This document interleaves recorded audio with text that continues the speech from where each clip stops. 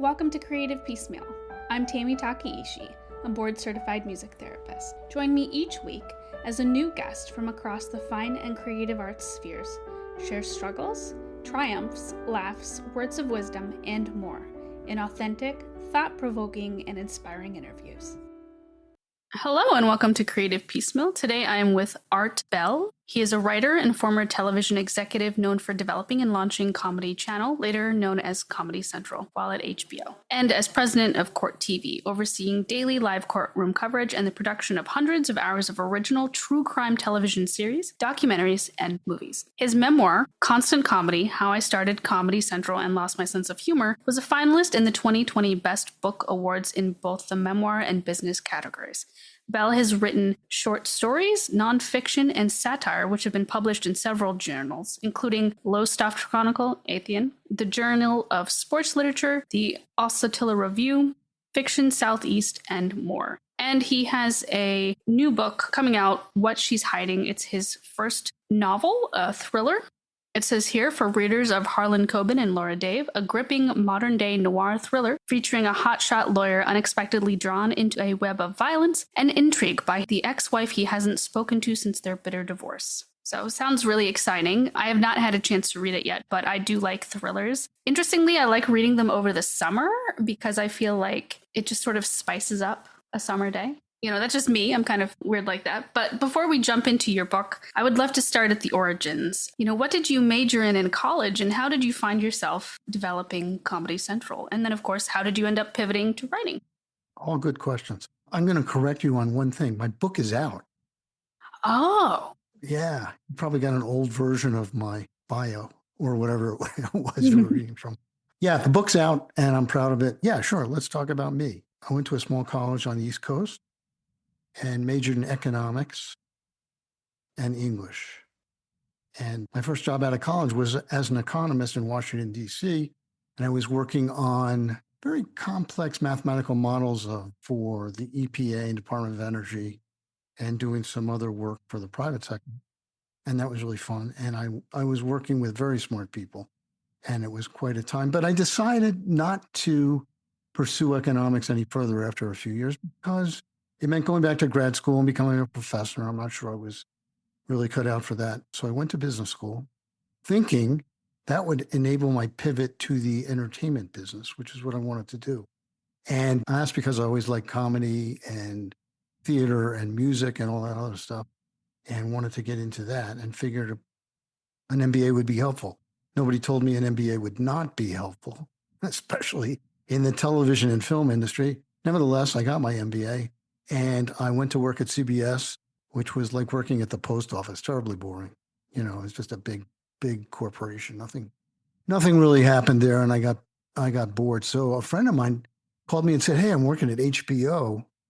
Why don't you come over here?" Now, HBO in those days, and I won't tell you exactly when those days was, but it was, you know, in the early 80s, was like Netflix. I mean, that was the future of television, and that's where everybody wanted to work.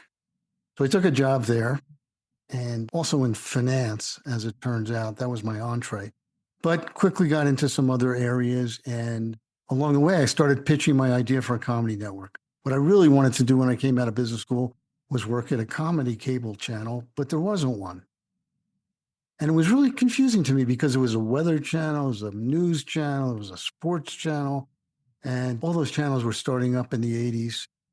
And here we were in 1986, 87, and there's no comedy network.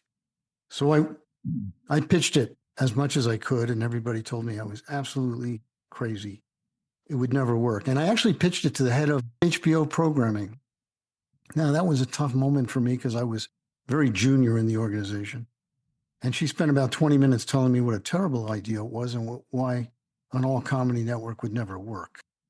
So that was a minor setback. Anyway, to make a long story short, somehow I got in to see the chairman of HBO. Again, a terrifying moment for a young Art Bell, and pitched my little heart out. And the chairman happened to love comedy, and so he said, "Yeah, let's try it." So that's what happened. Oh, you want me to go all the way to how I got to writing, or you want me to stop there? Well, we definitely will, but I just want to pause and reflect and acknowledge how inspiring it is that you had an idea and you didn't let it stop you. You didn't let being intimidated stop you. You didn't let other people knocking the idea down and not seeing it for what it was stop you. And we have, because of it, a wonderful channel that I grew up watching many, many shows and getting so much like quality of life benefit from laughter. So I appreciate that very much, that you just stuck with it, stuck with your vision. Yeah. And that's really why I wrote the book. And the book, Constant Comedy, is really about perseverance. Mm-hmm.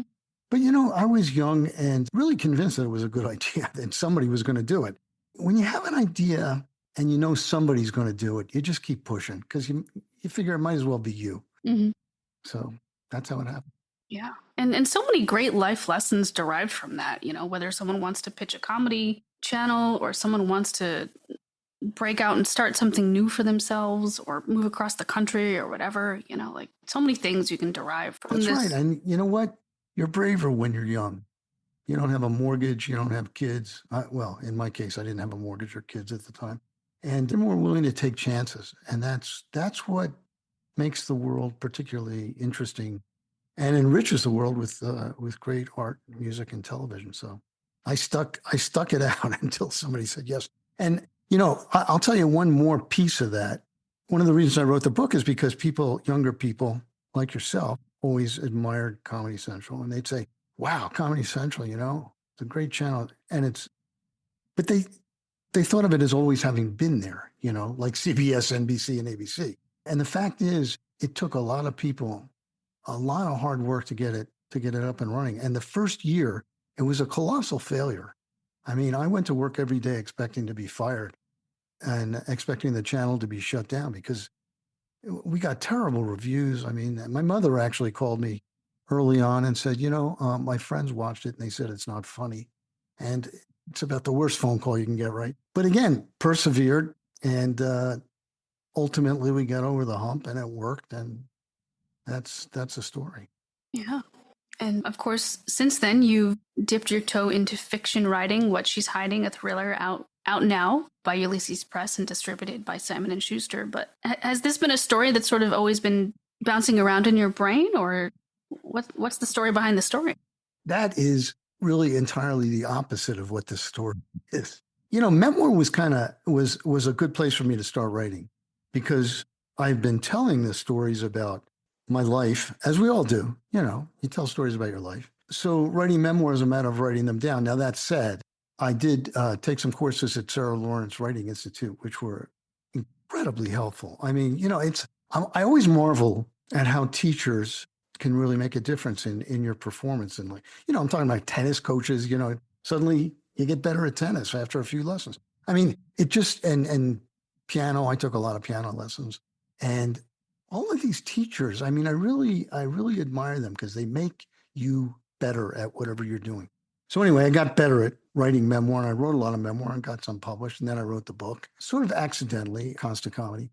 And then I drifted into fiction, partly because it wasn't that I quite ran out of things to write about in my life, but just I got tired of talking about myself. And here I am talking about myself. But so I started writing fiction, and it was mostly short story and flash fiction. And then one day I started writing this short story about a guy who got into really big trouble through no fault of his own. And I wanted to see what would happen to him because he was going to get into mortal danger. And I thought a lot about mortal danger since I was in high school. And the reason is I read an essay by a guy named Harry Cruz, who probably nobody in your audience would know necessarily, but he wrote for Esquire and Playboy and, a lot of those magazines in those days. And it was called The Violence That Finds You. He was a nonviolent guy. He was a writer, wrote books and essays. And he went into a bar one night and this guy picked a fight with him. And he did everything to back off of that fight. He did not want to fight, but this guy wasn't going to let him out of it. Nobody came to his rescue and he had to fight. And listen, that's short shrift on the description of the article. It's a classic and I encourage people to read it. But I thought a lot about it through the years because, we read about violence and how it enters people's lives unexpectedly. So anyway, with that in mind, and a few other things in mind that we can talk about. I started writing this story and I had no idea what was going to happen, honestly. Just that his wife showed up and said, if you don't give me a lot of money, his ex-wife rather, who we hadn't seen in years, shows up and said, if you don't give me a lot of money, they're going to kill me. And they said, they'll kill you too. And he just thinks she's making it all up and sends her packing. But then he gets a bad phone call that night from a Russian mobster and realizes, you know what, this might be bad. And I thought it was going to be a short story, but it ended up so interesting that I kept writing. I had no plot I did not plot it out. I didn't know what scenes were going to be written. I didn't know what characters were going to show up. I'll tell you, that was the fun part about writing. And I found out that a lot of writers write this way. I thought I was the only one on earth when I was doing it, but turns out a lot of very successful writers and famous writers do exactly that. But anyway, yeah, every once in a while I'd write myself into a corner. I'd have to introduce a new character and get myself out of it. And, I got a couple of great characters out of that. It was just a really, really fun thing. And it was a real explosion of creativity that is kind of what I found in my life happens, very intense work for a short period of time. And then long periods of fallow time, which is where I am now, kind of producing next to nothing at a rapid rate. What is one of your favorite parts about the creative process, whether it was in the writing aspect or, in your time earlier in your career? It's tremendously energizing. Even when things are not going well, as was the case in the first year at comedy, it's getting up every morning knowing you have something. You have to come up with either solutions to problems or creative ideas. I mean, in television, you're always trying to put together ideas that are going to satisfy the audience, new shows or just a way of presenting yourself. And certainly writing, when you're facing a blank page or for most of us, a blank computer screen, and you start writing something and then you get up the next day. This is my process anyway. You get up the next day and you're reading and you go, hey, that's good. That's actually good. And I want to write more of this. It's just energizing. It just really takes me out of the world and into the project in a way that is so satisfying.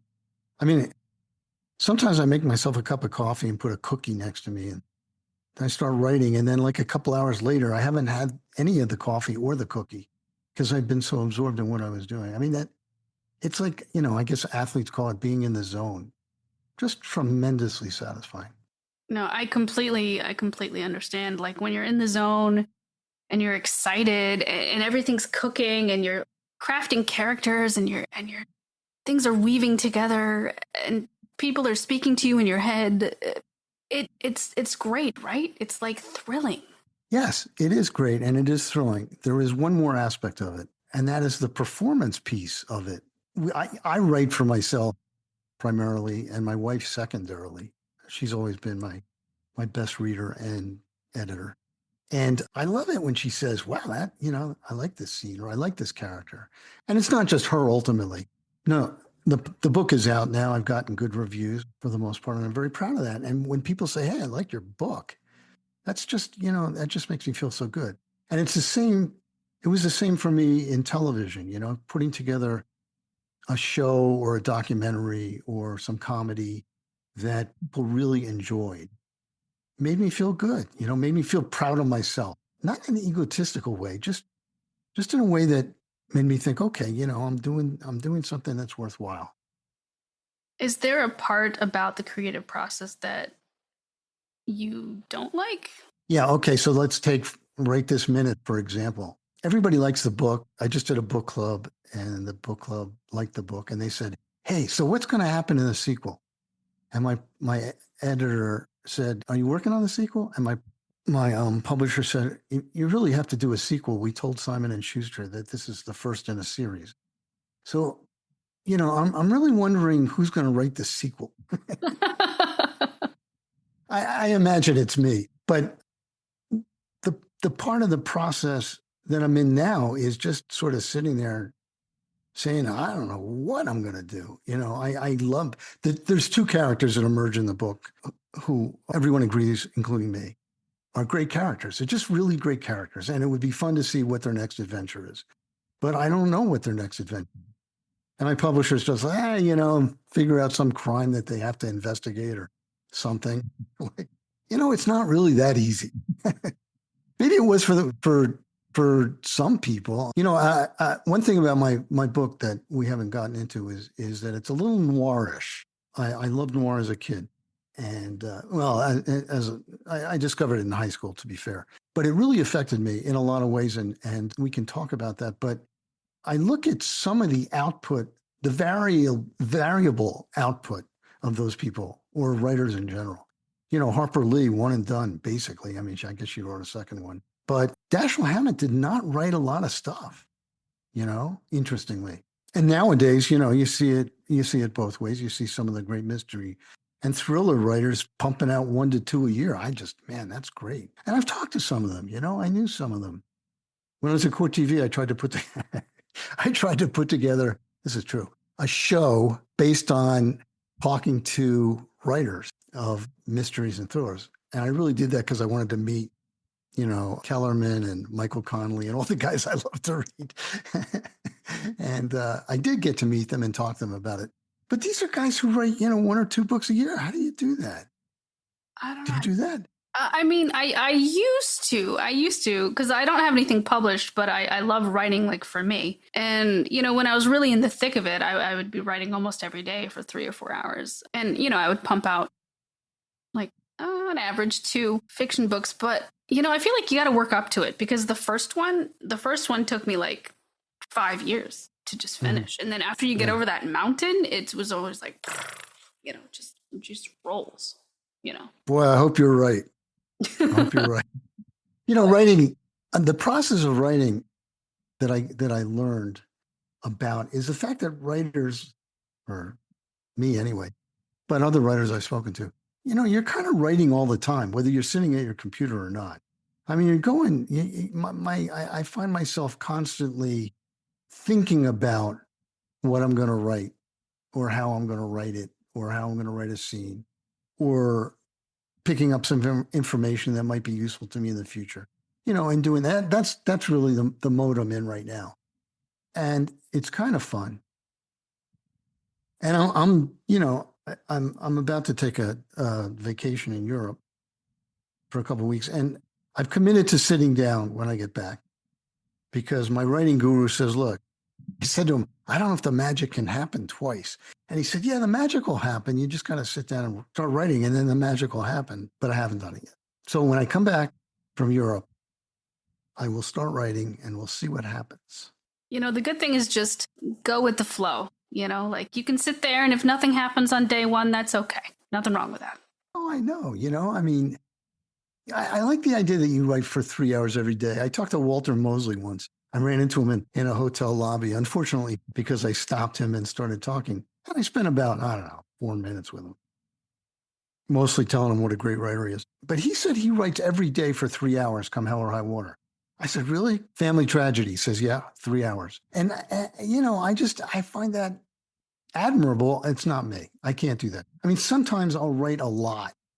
I sit down, I write a lot, sitting there for 3 or 4 hours, 2,500 words show up. That's great. And sometimes, I do what you said. I write 500 words and I'm sweating that. And I say, all right, done for the day, whatever. Well, to be fair, some of the 3 hours is staring at the computer, watching the cursor blink, going, what the hell am I going to do next? It counts. It all counts. Yeah. I mean, as writers, we kind of sit in front of the computer, do all kinds of things. I mean, I count editing as writing. Mm-hmm, mm-hmm. I do a little bit of editing. You're not supposed to really edit along the way. You're supposed to write like mad and get to the end. And I mostly do that. But every once in a while, I just go back and rework something. And that's very satisfying too. That's that can be, when you can see a scene get so much better just by spending a little time on it. So yeah, I count editing as writing. Mm-hmm. I actually find perfecting scenes to be one of the most satisfying things, because you take this like Play-Doh thing and you've sculpted it and then you perfect it. Yeah, exactly. Either make it funnier or scarier or more understandable. I'm in a writing group, and the thing I hate to hear about my writing more than anything else is I don't understand what's going on in that scene. It's just not clear. And whenever I get to, I've gotten better at it, obviously, or not obviously, but I have gotten better at it. But I really endeavor, first and foremost, to make the scene understandable, to not confuse people about what's going on. Because I hate to be confused when I'm reading. I want to know exactly what's going on, and I like clarity in writing, and I try to be very clear. Stay with us. We'll be right back. If you've been feeling burned out, stressed, overwhelmed, or exhausted, the resources and courses at the Self-Care Institute are here to support you. The Self-Care Institute was founded by Dr. Ami Kunimura and provides support for individuals and organizations with burnout prevention, burnout recovery, and stress management. I've personally taken a few of these courses and found them to be super helpful, both professionally and personally. The care you give yourself matters just as much as the care you give to others.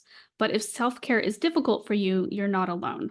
And the Self-Care Institute is here to support your well-being, resilience, and sense of fulfillment at work and at home. For more information, visit selfcareinstitute.com or go to the show notes and click on the link. Given that your first, you have your memoir, but now you've got a thriller, but you've also have short stories, do you approach each writing project the same way? Or is it just completely different every time? Well, with memoir, you have the advantage, as I said, of knowing the story, including the ending. And memoir is an interesting thing because it's not documentary. Memoir is, it's not, you're not documenting what happened. You're recalling what happened, hopefully in a way that's interesting enough that people want to read it. So that requires you to do some things that any kind of writing for other people requires you to do. You want to, and I did do this in Constant Comedy, my memoir. You want to make sure that people turn the page. You want to have cliffhangers at the end of chapter. You want to have characters that show up and are just fascinating because of who they are, not because necessarily what they're doing in your life or anything else, but just interesting characters. And you want to make them interesting, and I call them characters. I mean, they're real people in memoir, but you want to portray them in a way that makes people say, "Ah, cool, that's interesting. It's fun to read about." And you're doing a lot of describing the way you do in novels. You want to give people enough information about someone who walks into a scene. Here's what they're wearing, and here's how they present themselves, and also in my memoir, especially, I wrote a lot of dialogue. And people said, "Hey, how'd you remember all that stuff? Would you have a journal?" And the answer was no, I did not have a journal. I do have like a crazy memory for stuff like that. My wife is always aghast at this to remember. And I do remember bits and pieces, or in some cases, entire conversations of very important things that happened. So all those meetings that were important to me, I pretty much remembered how they went. And on the other hand, you're making up some of it, because you're not listening to a recording and transcribing it, you're remembering it. I did go to the trouble of, this is a little digression, asking people who were there sometimes, "Is this how you remember it going down?" And they usually said yes. That's basically what happened. But when you get to fiction, so my point is, that's how I approached my memoir. I wanted to tell the stories. I knew the ending. I knew what every scene was. I knew how it ended up. When you get to fiction, anything can happen. When I first started writing, maybe I was like, 20,000 words in, even less, 10,000 words in. Someone says, "So what's the difference?" I said, "Well, this is like playing with dolls. You get to, you get to move Barbie over there and Ken over there and drop Ken off the table if you want. And, it's really, you can do whatever you want with these people. You can make them into anything you want. You can make them smart, or you can make them stupid, or you can make them scary."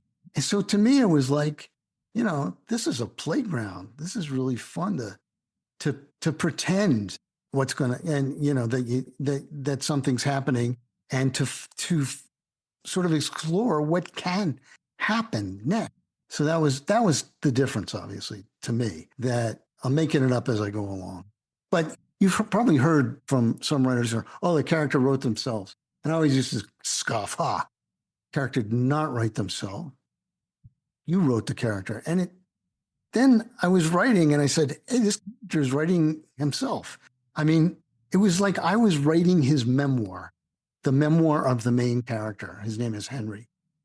I was writing Henry's memoir. He was telling this story, you know? So that was a connection in the way I wrote. I did, it was told from it is told in first person, as are all the great noirs. And again, noir was my touchstone in terms of genre. Are there other genres that you read with the same passion, or is noir like it for you? No, noir isn't really it. There's a lot of it out there, you know. I mean, it's just an amazing amount of stuff that was written, especially in the 30s, 40s, and 50s. That is, the basis of noir. They call stuff noir now, like Gone Girl. Oh, that's noir. Yes, it is ish, but it's not. It doesn't have all the aspects of noir from the 30s, 40s, 50s that I tried to build in. For example, snappy dialogue. I have a time writing completely humorlessly. I've done it, and sometimes in some of my stories and memoirs, which are really, really sad, that's what happens. But I quickly found that I liked noir because even in the depths of whatever horrible thing was going on, there was often some humor, and the dialogue was just to die for. I mean, we see it in the films that were made out of noir in the 40s and 50s and 60s. The dialogue was pulled directly from the book because it was so good in so many cases. Certainly the Maltese Falcon is like almost a transcription dialogue-wise. And I know that because I checked the script and because I was remembering things and I didn't know if I remembered it from the movie or the book. And it turns out there it was in both. So what was your question? Oh, yeah. Do I read things other than noir? Yes. I read thrillers and I read mysteries and I read what's commonly called literary fiction, mostly fed to me by my wife, not for any other reason than she's in book clubs and she reads about twice as fast as I do. And every once in a while she says, oh, this book's really good. I think you'd like it. I love biographies of some people, people I want to read about. And what genres have you missed? Sci-fi, I loved as a kid. I don't read a lot of sci-fi now, but occasionally. And historical fiction, man, that has an asterisk next to it because the first historical fiction I read was about the Civil War, and I was so exasperated by it. It was called Fallen Angels. Is that right? About the Battle of Gettysburg.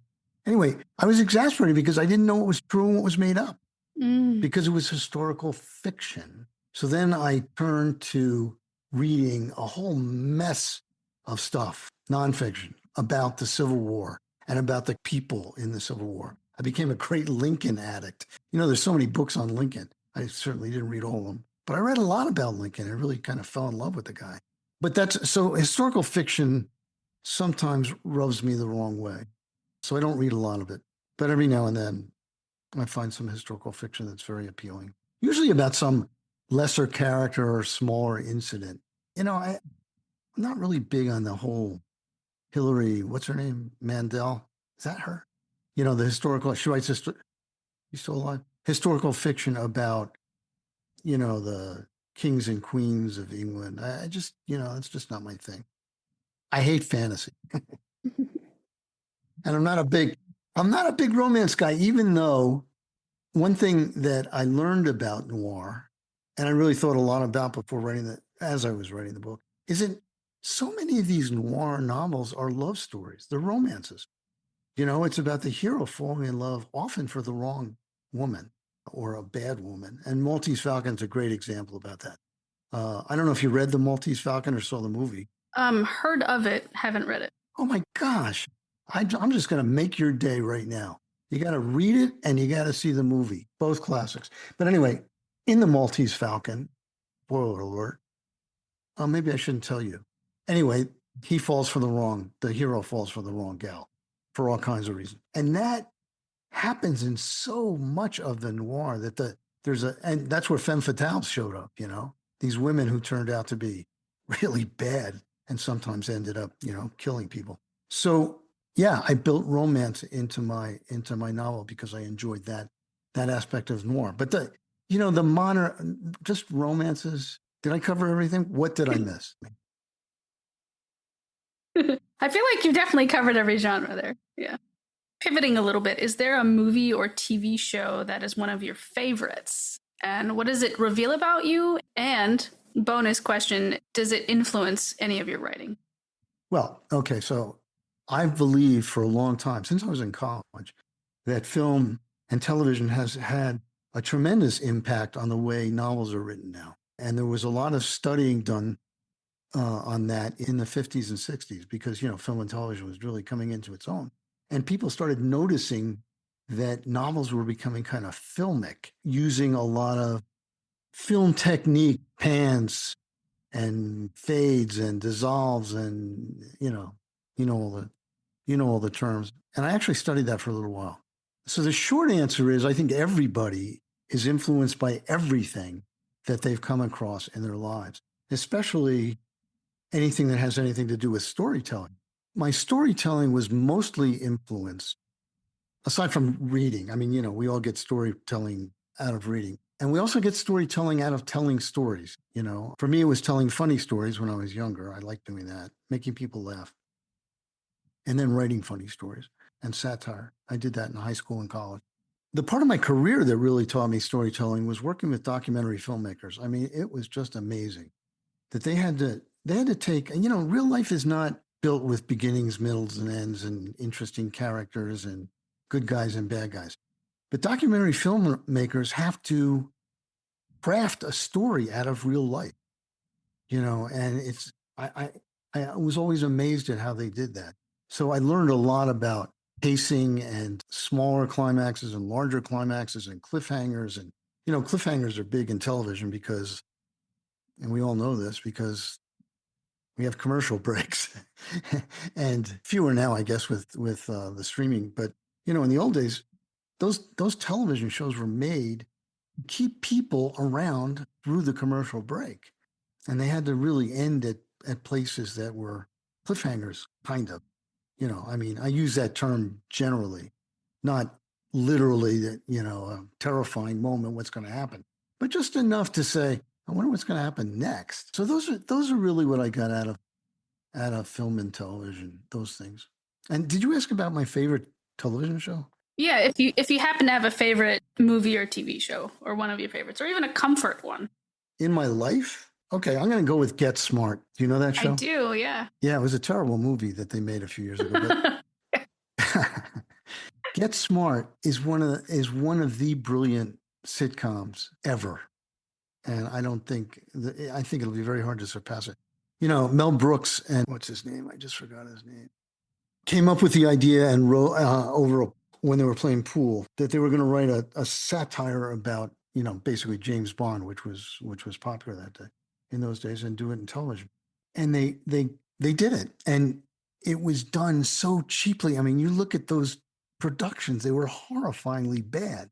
I mean, I remember the airport looked like somebody's living room. I mean, it was like, but that was part of the fun, that it was just so ridiculous. And you think about, you probably missed this because you're not old enough to remember, but that stuff Get Smart ended up on lunchboxes, and all the phrases that came out of it. Sorry about that, Chief. Or the Cone of Silence, which gets written into so many things. It's like in government papers, that we had to go into the Cone of Silence. The Cone of Silence was in Get Smart.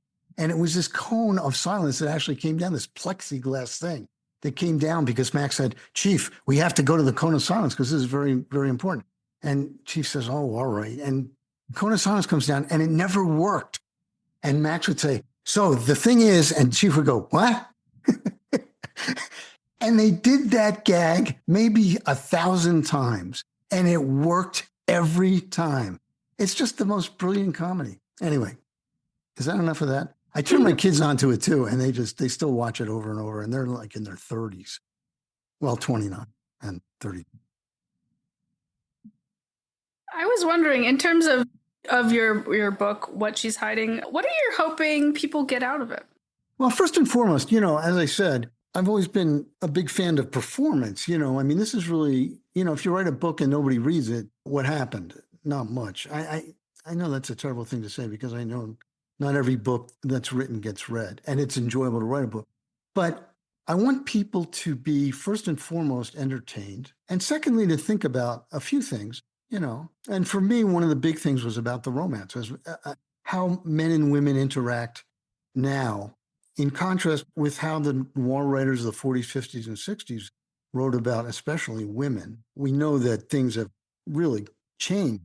I couldn't write the femme fatale character the same way as she was written in the 40s, because it would be ridiculous.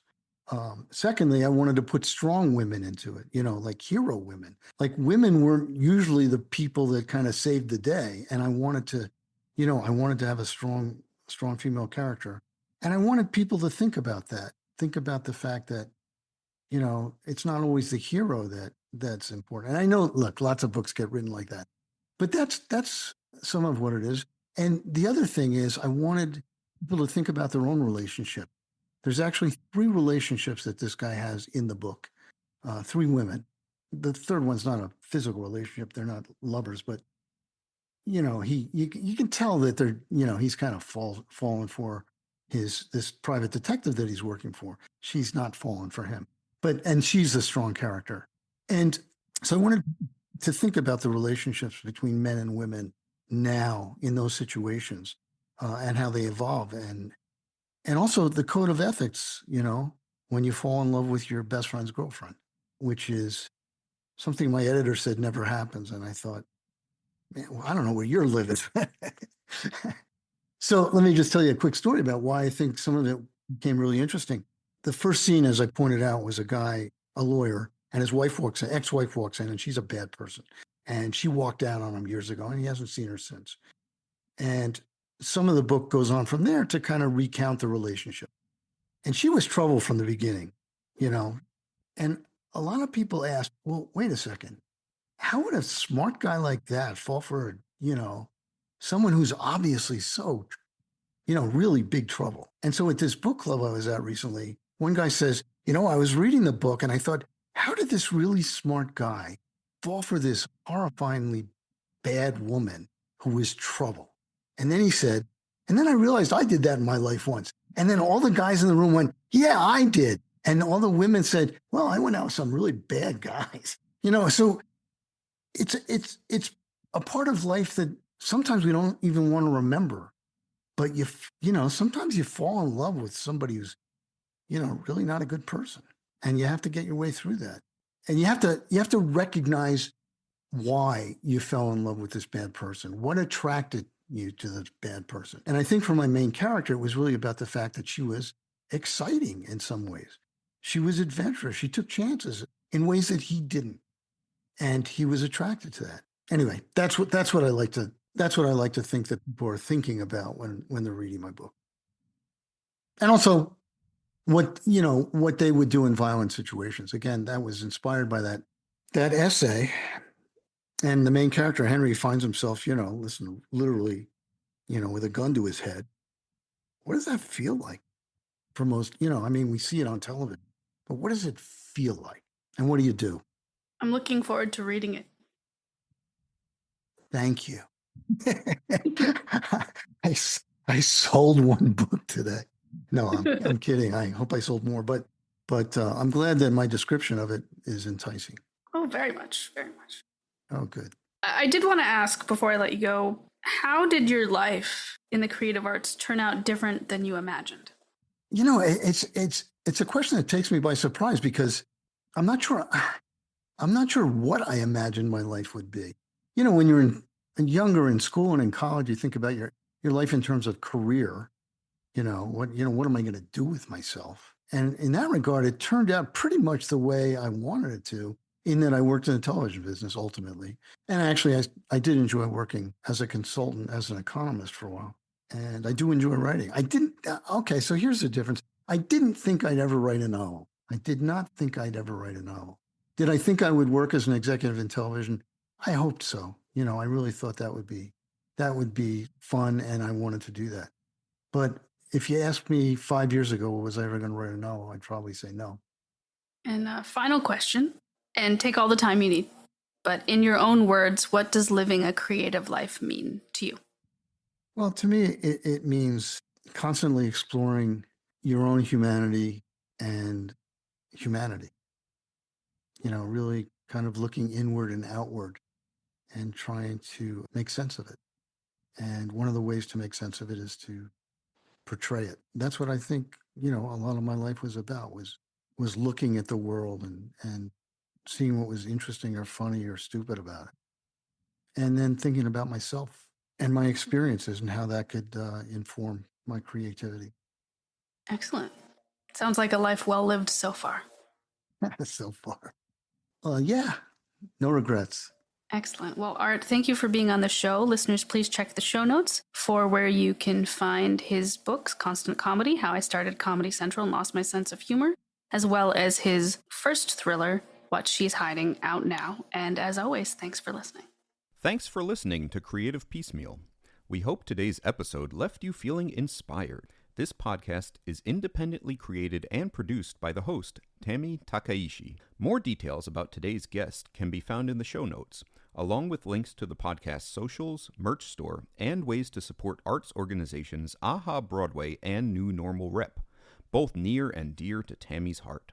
Don't forget to visit creativepiecemeal.com, the official podcast website, where you can leave fan mail, write a review, explore Tammy's blog, and discover the growing collection of episodes. Special thanks to our audio engineer, Alex Rapetti. Additional narration by Dante Jace. Let's keep celebrating creativity in all its forms.